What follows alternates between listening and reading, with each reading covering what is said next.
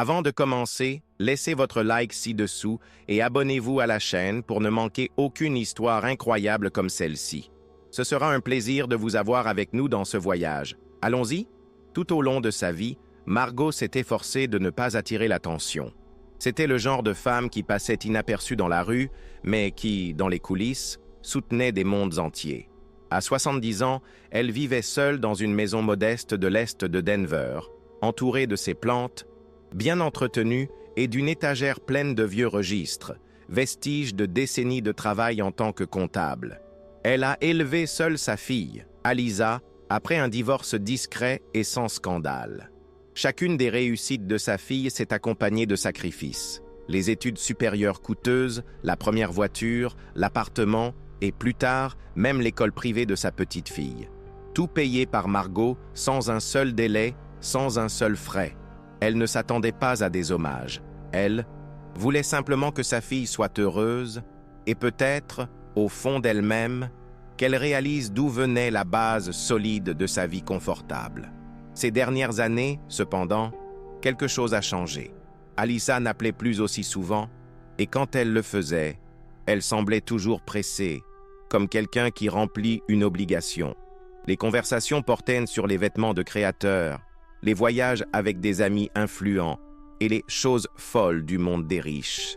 Margot écouta, en silence, sourit poliment, puis raccrocha le téléphone avec une sensation d'oppression dans la poitrine.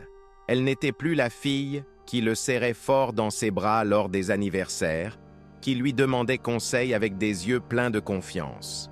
Aujourd'hui, c'était une femme distante et vaniteuse, pleine de poses répétées pour les réseaux sociaux. Et même sans dire un mot, Margot pouvait sentir le mépris subtil, ce sentiment lancinant d'être considérée comme dépassée, presque un fardeau, élégant, qui devait être affiché avec une certaine dignité, mais gardé en arrière-plan. Ce samedi soir, Margot s'habillait calmement. Elle a choisi un chemisier en lin bleu marine, le même qu'elle avait porté à la fête du 5e anniversaire d'Emily. Alisa avait organisé un dîner en son honneur, un geste inhabituel compte tenu des dernières années de froideur. L'invitation était soudaine et pleine d'enthousiasme, comme s'il voulait montrer quelque chose. Lorsqu'elle arrive chez sa fille, Margot remarque les détails. La table impeccablement dressée, les couverts étincelants, les verres alignés avec une précision exagérée. Alisa l'a accueillie avec une longue étreinte et des mots très doux. Il y avait une subtile odeur de fausseté dans l'air, comme un parfum bon marché essayant de dissimuler quelque chose de pourri. Dans un coin de la pièce, un téléphone portable était discrètement posé sur un trépied, l'appareil photo faisant face à la table. Cela a déclenché une sonnette d'alarme. Les soupçons se sont intensifiés lorsque, lors des entrées, Alisa a commenté avec désinvolture à quel point la mémoire de Margot a été différente ces derniers temps. C'était dit avec un faux sourire, entre deux rires, mais Margot connaissait suffisamment sa fille pour reconnaître quand elle jouait la comédie. Puis sont venus les martinis. Alisa a insisté pour que Margot essaie son plat préféré, fait spécialement pour elle. Margot la remercia, mais au moment où Alisa se retourna, elle échangea silencieusement des verres avec Travis. Observez. En moins de 15 minutes, le gendre commença à devenir léthargique, clignant des yeux avec difficulté et marmonnant des mots incohérents. Le dîner s'est déroulé dans un silence gêné. Il était évident pour Margot ce qui s'était passé. Ce qui n'était pas encore évident, c'était jusqu'où la fille serait prête à aller. Margot n'a pas réagi immédiatement. Au lieu de cela, il a observé.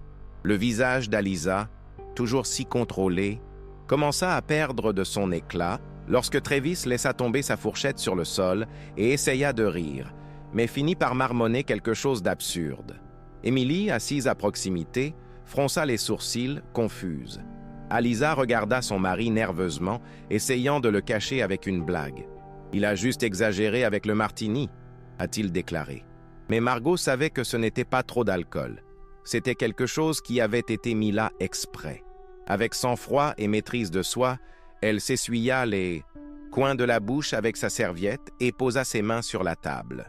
Il n'était pas nécessaire d'élever la voix ou de dramatiser. Il n'a fallu qu'un regard ferme en direction de sa fille et une seule phrase Tu sais exactement ce qui se passe ici, et moi aussi. » Le silence qui suivit fut pesant. Alisa força un sourire, mais ses yeux tremblaient. « Maman, qu'est-ce que tu veux dire par là ?» Il a essayé de demander, mais le masque était déjà fissuré. Travis, à peine conscient, fut porté jusqu'au canapé et Émilie resta là, son regard passant entre les deux femmes. Margot se leva lentement. La caméra continuait d'enregistrer. Elle s'est approchée, a appuyé sur le bouton d'arrêt de l'enregistrement et a retiré le téléphone portable du trépied. « Je vais prendre ça avec moi », dit-elle simplement, en mettant l'appareil dans son sac comme si elle gardait un reçu important. Il n'y a pas eu de cri, pas de scandale. Juste une vérité exposée avec élégance et précision chirurgicale. Alisa n'a pas répondu. Elle resta assise, immobile, comme si elle n'avait pas été démasquée par une vieille femme frêle, mais par un juge qui venait de rendre la sentence finale. Le lendemain matin, Margot s'est réveillée tôt, comme elle le faisait toujours. Il prépara calmement son café, son pain grillé avec de la confiture de fraises, et passa mentalement en revue chaque détail de la nuit précédente. Je n'ai ressenti ni colère ni tristesse. Je me sentais lucide. C'était comme si, pour la première fois depuis des années, il pouvait voir sa fille clairement, sans le voile de l'affection, sans l'aveuglement de l'espoir. Ce n'était pas un faux pas. C'était une froide tentative de manipulation, un plan. Et elle, qui avait toujours été si précise avec les chiffres, savait quand il était temps de limiter les pertes. Il s'assit à son bureau et ouvrit son ordinateur portable. La confiance d'Alisa était là, détaillée ligne par ligne. En 20 minutes, Margot avait arrêté tous les virements automatiques, bloqué l'accès et envoyé les documents à la banque avec des instructions définitives. À partir de ce jour, aucun fonds ne serait débloqué, à l'exception du fonds universitaire d'Émilie. Les premiers appels ont commencé le jour même, dans l'après-midi. Alisa a laissé 5 messages, les 3 premiers d'une voix douce et inquiète, les 2 derniers avec un ton de désespoir croissant. Margot n'a pas répondu. Elle avait besoin d'espace. Travis, en revanche, s'est présenté en personne 2 jours plus tard, avec une posture gonflée et un discours répété. Il frappa fort à la porte et lorsqu'on lui répondit, il entra sans y être invité. Il essaya de maintenir sa pose, mais quelques mots froids de Margot suffirent à le désarmer. Elle a produit les déclarations, montré les documents et prouvé que chaque centime qu'Alisa et lui avaient dépensé au cours des 15 dernières années provenait du travail silencieux d'une femme qu'il méprisait. Tu ne t'en étais pas rendu compte, Travis, mais chaque voyage que vous avez fait, chaque bourse qu'Alisa a donnée, chaque école fréquentée par Émilie, j'ai payé pour ça. Et maintenant, c'est fini. Il n'a rien dit d'autre. Il se tenait là, sans voix, devant une feuille de calcul qui criait plus fort que n'importe quelle accusation. Dans les jours qui suivirent, la réalité s'abattit sur Alisa comme une tempête inattendue. Les lettres ont commencé à arriver. La banque exigeait le paiement immédiat de l'hypothèque sur la maison qu'elle aimait tant. Ses cartes de crédit étaient à leur limite, et malgré tous ses efforts pour l'ignorer, les factures s'accumulaient comme une avalanche imparable. Le téléphone sonnait sans cesse, mais toutes les tentatives pour contacter Margot étaient ignorées. Ce qui semblait être une simple nuit d'humiliation est devenu le début d'un effondrement financier qu'Alisa n'aurait jamais imaginé possible. Pendant des semaines, elle a été paralysée, incapable de bouger ou de prendre des décisions importantes. Travis, désespéré, a essayé d'appeler la banque, mais a rapidement été informé que tous les comptes étaient là bloqués. L'homme qui s'était toujours considéré comme le pilier de la famille se retrouvait désormais impuissant, sans ressources, sans réponse. Pendant ce temps, Émilie, la petite fille, observait tout de près, mais sans vraiment comprendre la gravité de la situation. Les mots de Margot sur les sacrifices consentis commencèrent à s'infiltrer dans son esprit. Dans un moment de calme, tandis que sa mère se disputait avec Travis au sujet des dettes, Émilie entra dans le bureau de Margot, qui la reçut avec son calme caractéristique. La petite fille, avec l'innocence de la jeunesse, demanda ce qui arrivait réellement à la famille. Sans se presser, Margot commença à dire la vérité. Elle a parlé des années de travail, des sacrifices consentis pour assurer l'avenir de tous, mais aussi de la déception de voir sa fille suivre un chemin d'égoïsme et d'ingratitude. Émilie écoutait attentivement, absorbant chaque mot. C'était la première fois qu'elle voyait sa grand-mère sous un jour différent. Non pas comme une simple vieille femme, mais comme une femme forte et droite qui n'abandonnait jamais. Elle réalisa que l'amour inconditionnel de Margot n'avait jamais été reconnu, et que le plus beau cadeau qu'elle pourrait offrir à sa grand-mère serait peut-être le simple fait de comprendre sa vérité. Au fil des semaines, la pression sur Alisa et Travis augmentait, mais au lieu de trouver des solutions, il semblait s'enfoncer encore plus profondément. Alisa essayait désespérément de jongler avec le peu d'argent qui leur restait, mais tout semblait lui échapper entre les doigts.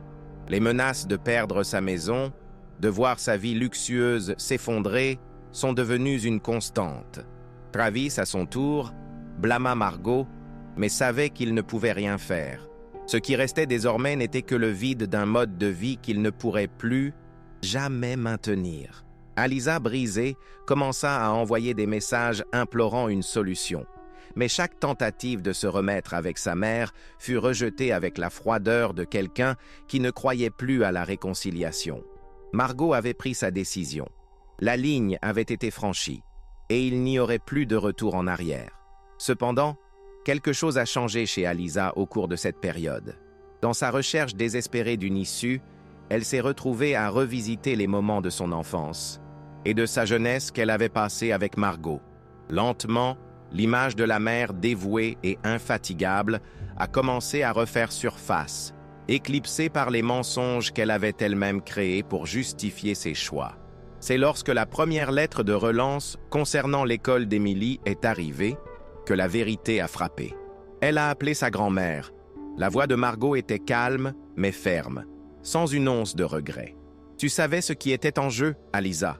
Maintenant, tu vas devoir apprendre à en assumer les conséquences. » Margot n'a offert aucune consolation, aucune excuse. Ce qu'elle a donné à Alisa était une dure leçon, une opportunité de se relever si elle était capable d'apprendre de ses erreurs.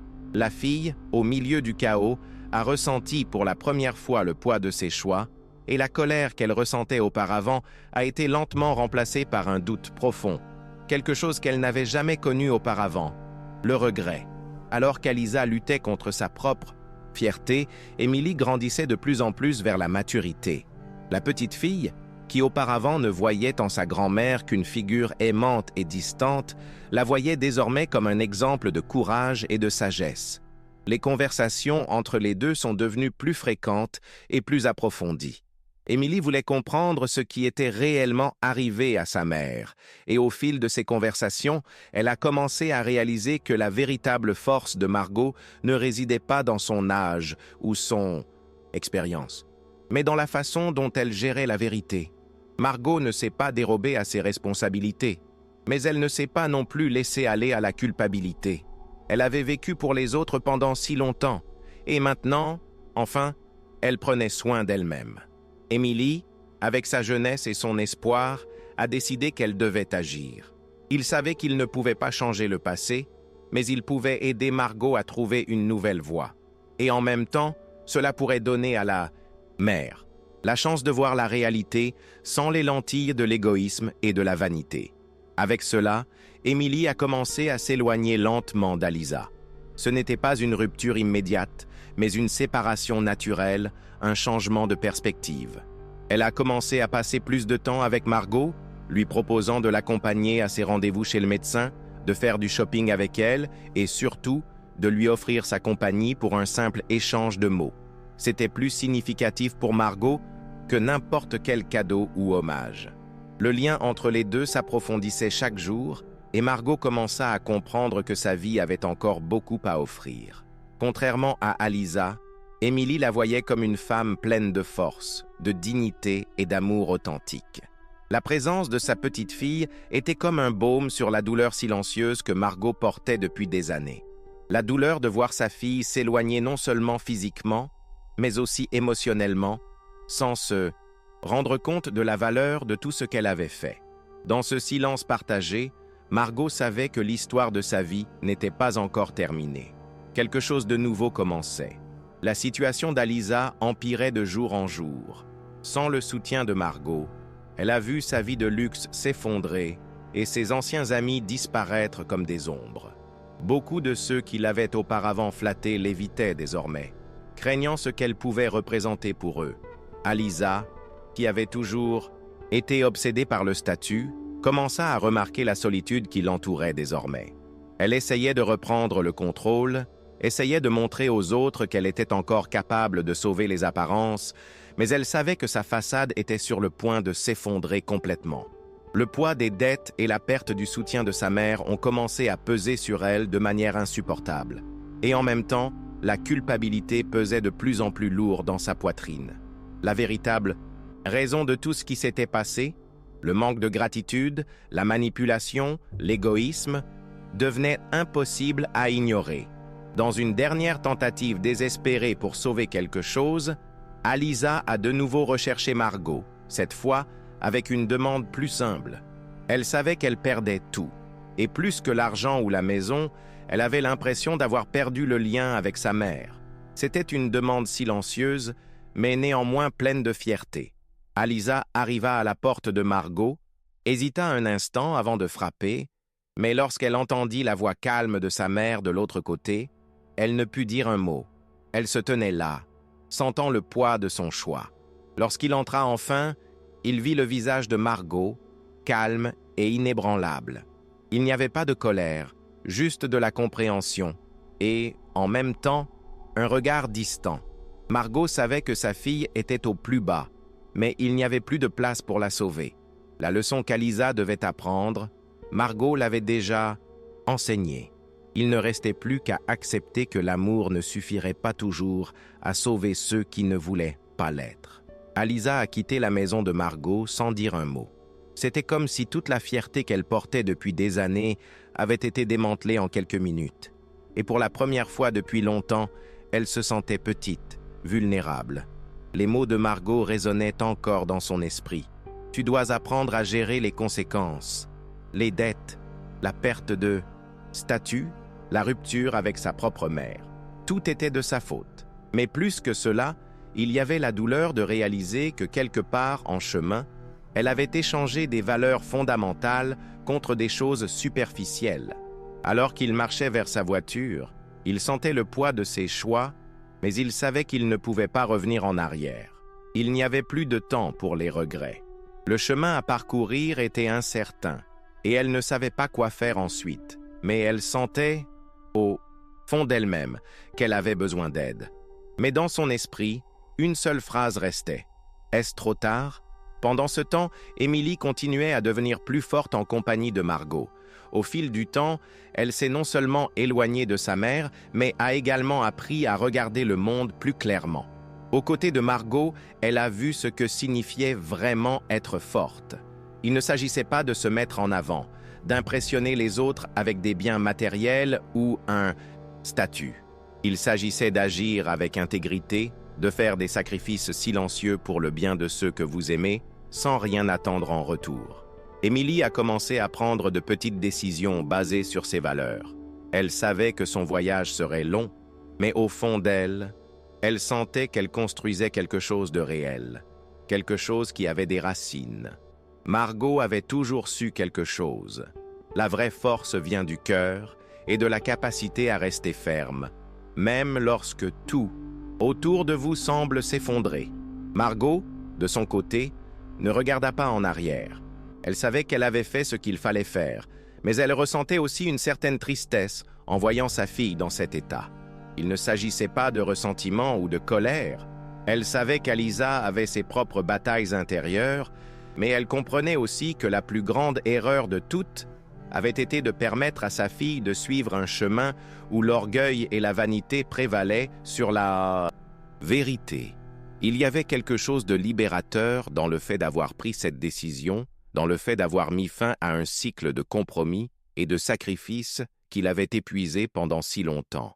Maintenant, Margot se sentait en paix avec elle-même. Elle n'avait plus besoin de justifier ses actes. Les nuits blanches, les journées de travail intenses, les sentiments gardés secrets, tout cela faisait désormais partie du passé.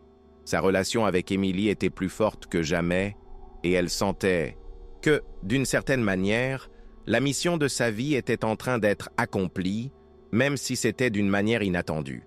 Alors que la vie d'Aliza continuait de s'effondrer, Émilie commença à s'impliquer plus activement dans les causes sociales, quelque chose que Margot avait toujours soutenu, mais qu'elle-même n'avait jamais eu l'occasion de faire aussi profondément. La jeune femme sentait désormais que le véritable épanouissement venait du fait d'aider les autres, d'utiliser sa position non, pas pour impressionner, mais pour avoir un impact réel. À chaque action, Émilie voyait plus clairement l'héritage que Margot construisait. Non pas avec de l'argent, ni avec un statut, mais avec une vie de principes inébranlables. Et chaque jour, Émilie était de plus en plus certaine que la véritable richesse résidait dans la capacité à donner aux autres ce qui comptait vraiment: l'honnêteté, le dévouement et l'amour. C'était comme si, en s'éloignant de sa mère, elle avait trouvé le vrai chemin, un chemin que, sans le savoir, Margot lui avait toujours montré. Au fil du temps, la vie d'Aliza a commencé à prendre une nouvelle direction, mais pas de la manière qu'elle avait imaginée. Sans le soutien de Margot, elle a été obligée d'affronter la réalité de ses choix. Le choc financier a été dévastateur et, avec le temps, elle a réalisé qu'elle n'avait plus le contrôle de sa propre vie. Le vide de son existence devint de plus en plus palpable et elle commença à regarder le monde différemment. Les apparences, qui autrefois signifiaient tout pour elle, ont commencé à perdre leur sens. Mais en même temps, une résistance est née au sein d'Aliza. Elle n'était plus la femme riche et insouciante qu'elle était autrefois. Maintenant, elle devait se battre pour recommencer. Peut-être qu'à un moment donné de cette lutte, elle trouverait une véritable force. Mais pour l'instant, il ne lui restait plus qu'à reconstruire sa vie à partir de zéro. Et cela signifiait, plus que toute autre chose, apprendre à être reconnaissante. Tandis qu'Aliza se remettait petit à petit sur pied, Émilie continuait son chemin aux côtés de Margot. Au fil du temps, la jeune femme s'est rendue compte que, même si elle s'était éloignée de sa mère, il y avait encore quelque chose en Aliza qui méritait d'être respecté: la douleur qu'elle portait. Bien que la fierté de sa mère soit immense et l'empêche souvent de s'ouvrir à une véritable aide, Émilie savait qu'elle, à un certain niveau, aimait toujours Margot. Le changement serait difficile et peut-être long, mais Émilie croyait que, contrairement à sa mère, elle pourrait faire la paix avec le passé et, qui sait, reconstruire sa relation avec Margot d'une manière plus sincère. À partir de ce moment, Émilie s'est engagée envers elle-même. Elle serait patiente, non seulement avec sa mère, mais aussi avec le processus de guérison de toutes les personnes impliquées. Aliza, pour sa part, savait qu'elle ne pouvait plus ignorer la douleur que sa relation avec Margot avait causée. Le fardeau qu'elle portait à l'intérieur commençait à peser plus que tout ce qui était extérieur. Elle se retrouva alors face à une vérité qui, bien qu'inconfortable, devait être acceptée. La plus grande erreur de sa vie fut de traiter sa mère comme si elle était immortelle, comme si elle pouvait toujours compter sur elle, sans jamais avoir la décence de lui montrer sa gratitude.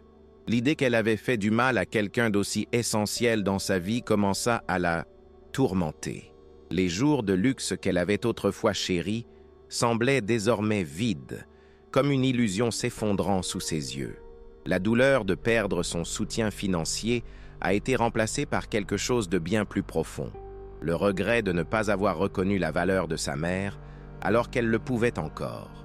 Pendant ce temps, Margot continuait sa vie avec une sérénité qu'Aliza ne pouvait plus comprendre.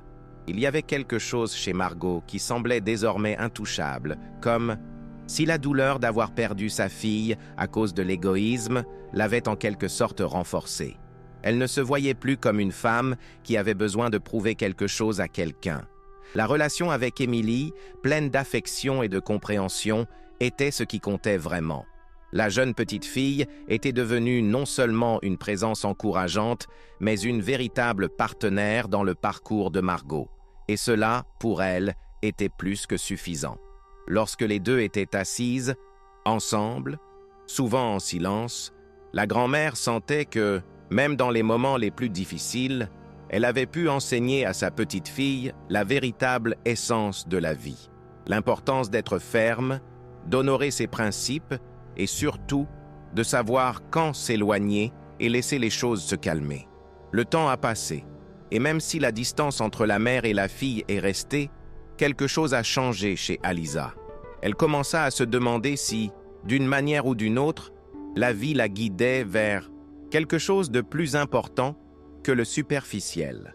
Les difficultés financières l'ont obligée à faire de petits pas, mais significatifs, vers la responsabilité et l'humilité.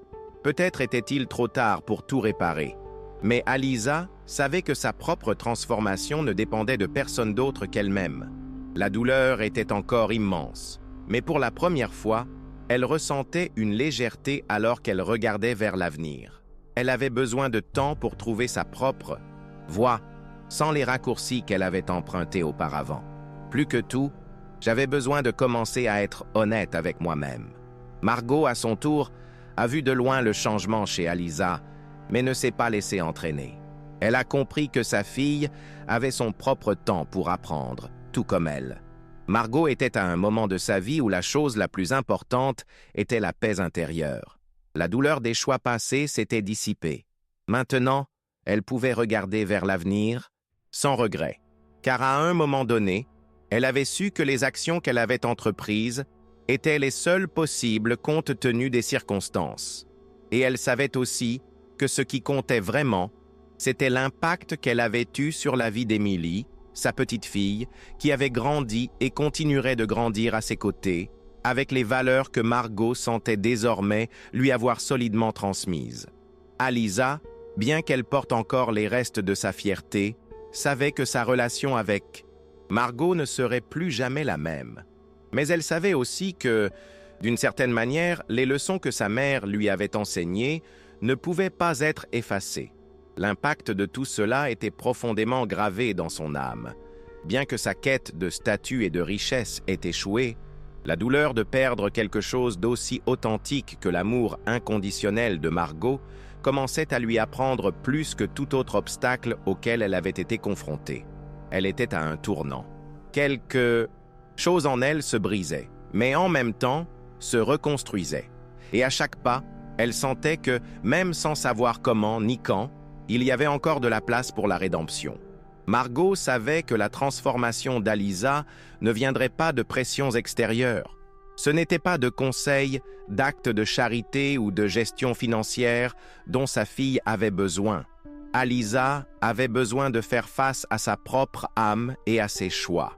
Et même si l'issue de toute la situation était imprévisible, Margot était certaine que le chemin d'Aliza serait forgé par elle-même. Il ne restait plus à Margot qu'à continuer de construire la relation qui comptait le plus. Une relation de respect et d'amour avec Émilie, sa petite fille, qui passait de plus en plus de temps à ses côtés chaque jour. Avec elle, Margot sentait que le cycle de la vie s'accomplissait d'une manière que sa fille ne pourrait jamais comprendre. Le temps a passé, et même si les cicatrices étaient toujours présentes, quelque chose de nouveau a commencé à émerger. Aliza, après de nombreux mois de réflexion et de reconstruction, a commencé à comprendre que la vraie paix ne venait pas de l'accumulation de choses, mais de savoir être reconnaissante pour ce qui compte vraiment. Ce n'était pas le luxe qui la définissait, mais l'amour qu'elle avait encore pour sa mère, même si elle ne pouvait plus demander pardon. Elle a accepté que les choses ne seraient plus jamais les mêmes, mais quelque part, elle sentait une graine de changement se planter. Un changement lent mais vrai qui viendrait avec le temps. Elle ne savait pas comment, mais elle croyait qu'un jour, elle serait capable de regarder Margot, non pas avec ressentiment, mais avec l'humilité qu'elle aurait toujours dû cultiver. Margot, quant à elle, continua sa vie avec la même dignité qu'elle avait toujours eue. Elle savait que la transformation de sa fille, si elle devait se produirait à son rythme et non au sien. Et même si elle n'avait aucune attente, elle sentait qu'aux côtés d'Émilie, elle pouvait continuer à enseigner ce qui comptait vraiment. Leur relation, fondée sur la vérité et le respect, était le plus grand trésor qu'elle pouvait avoir. Pour Margot, la véritable victoire n'était pas de corriger les erreurs de sa fille, mais de pouvoir rester ferme dans ses principes et surtout d'aimer inconditionnellement. Lorsqu'il regardait sa petite fille, il voyait non seulement l'avenir de sa lignée, mais aussi la chance de transmettre ce qui compte vraiment, l'intégrité. Et à la fin, c'était tout ce dont elle avait besoin.